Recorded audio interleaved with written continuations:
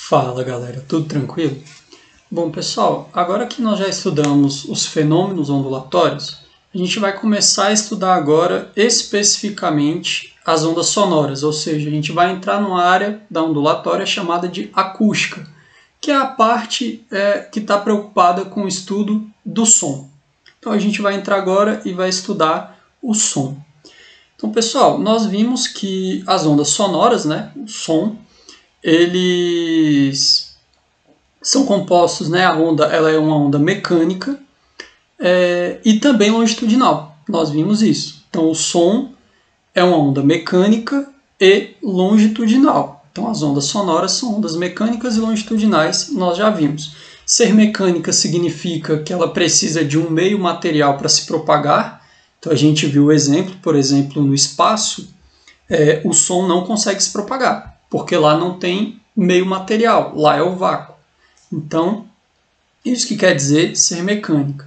E longitudinal quer dizer que a vibração das partículas por onde a onda sonora passa, ela é na mesma direção, As partículas vibram na mesma direção em que a onda se propaga, beleza? Nós já vimos essas ideias aqui. E nós vimos também que a velocidade de propagação do som vai depender das propriedades do material por onde ele se propaga. Na verdade, não só do som, galera? De qualquer onda, nós vimos que a velocidade de propagação depende das propriedades do meio. Então, só como exemplo aqui, pessoal, a velocidade do som no ar a uma temperatura ambiente de 20 graus Celsius a 25 graus Celsius é de 340 metros por segundo. Isso dá mais ou menos 1.200 km por hora. Tá bom, pessoal? E a gente vê que na água o som ele viaja muito mais rápido, com a velocidade mais ou menos de 5.400 km por hora, no meio líquido, Já no meio sólido, como o ferro, a velocidade de propagação do som é bem maior, na casa de 16.000 km por hora. Então a gente viu que a velocidade de propagação do som é maior em meios sólidos e menor em meios gasosos, no caso no ar, beleza? Então só para a gente lembrar aqui essas ideias, para a gente começar a estudar efetivamente o som. Então, pessoal, a gente está interessado no que a gente chama de qualidades fisiológicas do som. O que isso quer dizer? Isso aqui, pessoal, são as características das ondas sonoras que permitem que eu consiga diferenciar um som de outro som. Ou seja, são as características do som, das ondas sonoras, que estão associadas à percepção humana. O que faz eu perceber um som de um jeito e o que faz eu perceber o som de outro jeito, beleza? Então, a essas características nós damos o nome de qualidades fisiológicas do som. Então, são características das ondas sonoras que nos permitem diferenciar os sons, diferenciar um som de outro, tá bom? Bom, aqui eu vou colocar duas ideias para vocês, pessoal. A gente pode diferenciar o som inicialmente de duas maneiras diferentes. A gente consegue detectar se o som ele é um som fraco ou um som forte. O que é o som fraco, pessoal? O som fraco ele é aquele som em que o volume é baixo. É um som pouco intenso. Então, por exemplo, aqui o pessoal sussurrando, quando você quer sussurrar para que poucas pessoas escutem o que você quer falar, você vai emitir um som bem fraquinho. Ou seja, pessoal, o som ser fraco significa que ele tem um volume muito baixo, tá bom? E o som forte é o som de volume muito alto. Então, pessoal, a gente tem que tomar um cuidado, tá? A gente tem o som fraco e o som forte. O som fraco é volume baixo e som forte é volume alto, beleza? Então eu posso diferenciar a força do som, se ele é fraco ou forte. E a outra coisa que a gente pode diferenciar é saber se o som ele é agudo, por exemplo, o som de uma flauta,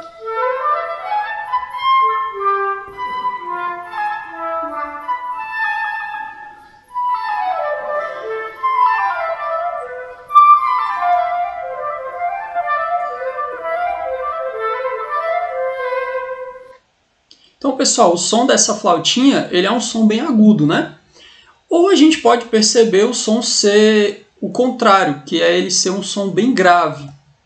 E aí, nesse caso, A gente tem, por exemplo, o som de uma tuba.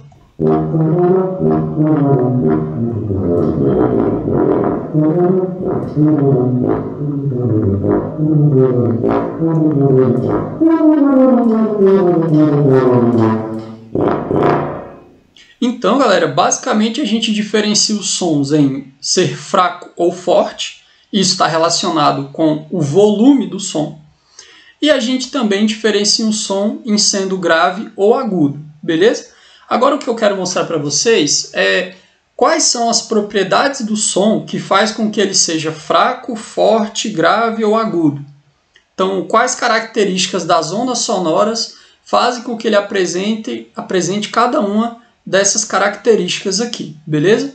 Então vamos lá. Primeira coisa, a gente vai falar sobre a frequência das ondas sonoras, pessoal. Nem todas as ondas sonoras nós somos capazes de ouvir. Nós só conseguimos ouvir aquilo que nós chamamos de som. O som ele vai de uma frequência de 20 Hz até uma frequência de 20.000 Hz. Frequências menores do que 20 Hz nós chamamos de infrassom. Nós, seres humanos, não somos capazes de ouvir infrassom. Alguns animais conseguem ouvir alguns sons de baixa frequência, alguns infrassons. No caso do elefante e da topeira, aqui um exemplo. Eles escutam frequências menores do que 20 Hz, tá bom? Acima de 20.000 Hz, nós chamamos de ultrassom.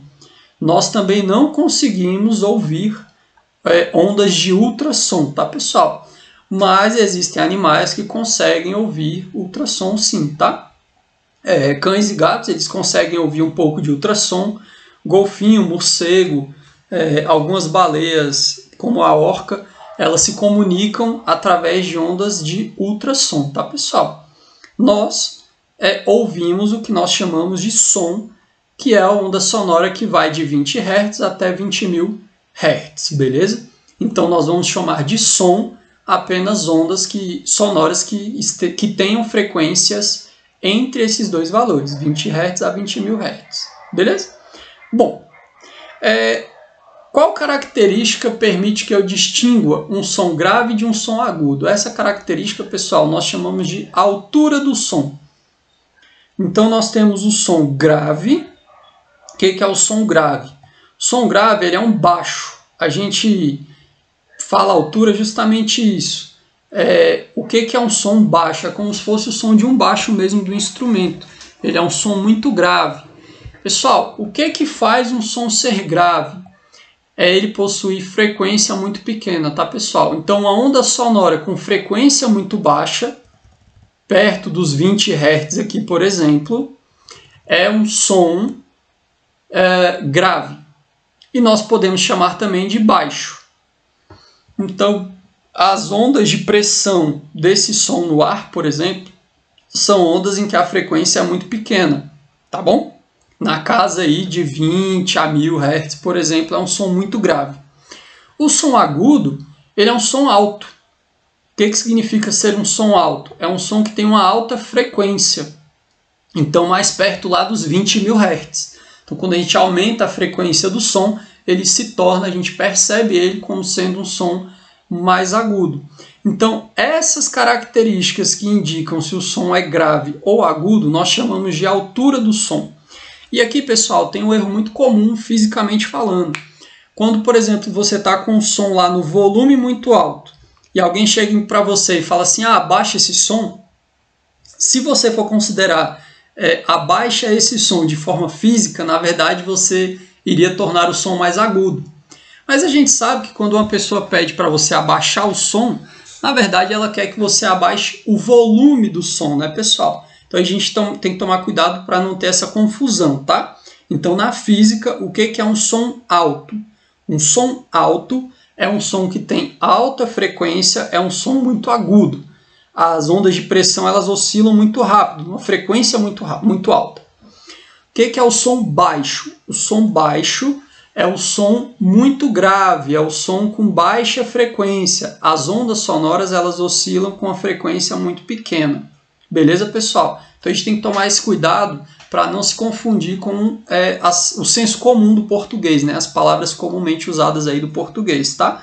Então agora, para a gente, quando eu falar aumentar o som, significa aumentar a altura do som, quer dizer que eu vou tornar o som mais agudo.